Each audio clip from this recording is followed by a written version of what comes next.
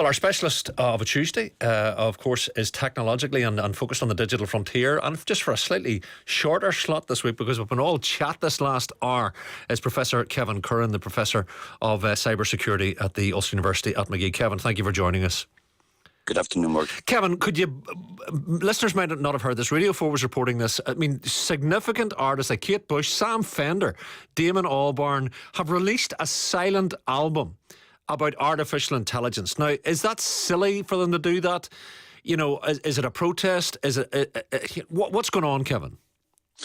Yes, more than 1,000 artists and musicians, including some of the household names, have released a silent album, really. But it's a protest against these changes which are proposed to copyright law in the UK, which they say could lead to artists being replaced by artificial intelligence. So really at the core of this is that AI models, obviously, artificial intelligence needs data to train on. So it obviously scrapes the web and it does that. But it also can scrape music, of course, because there's music generators out there and, of course, video generators which are AI driven. So again, that the thing is that these AI training models, again, or AI models themselves, could basically scrape any copyrighted works, music works, really, within the UK. And, of course, that the artists are at a loss. They do not get compensated for it as such. So, but we knew that, Kevin, didn't we? And what can be done about it unless national governments legislate against AI? And they're not going to do that, are they? Oh, well, they have to. They really have to.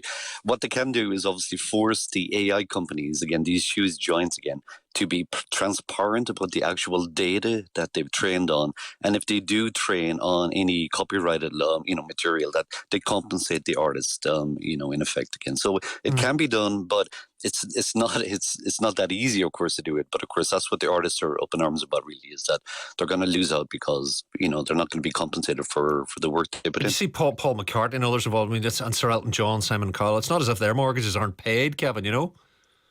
Yes, but they're the exception again. There's a lot of people who just.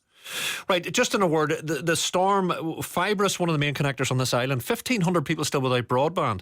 Since the storm, Kevin, it seems many are asking about electricity and the inadequacy of the sort of strength of basic public services like internet these days. What's going on there?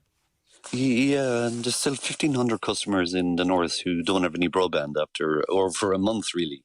So Fibrous, again, one of the leading providers, again, of broadband, again, said 40,000 customers were impacted at the peak of the storm again. So a lot of the impact would have been literally electrical outages as well, but also some of their actual fibre again, some of their infrastructure itself would have been damaged again. But it still says that and they said they've restored over 90% of their customers as well. But unfortunately, there's still 1,500 people who do not have access, to the internet. It's amazing, isn't it, Kevin? In 2025, and there's still fences down, my own included. Around our way, there's fences still down. Sometimes, it's not that complicated. If the climate's getting worse, we're gonna suffer ourselves, aren't we? Oh, very, very much, yeah. And I feel for these people again. So if I was given the options more, to go without water or go without broadband, Okay.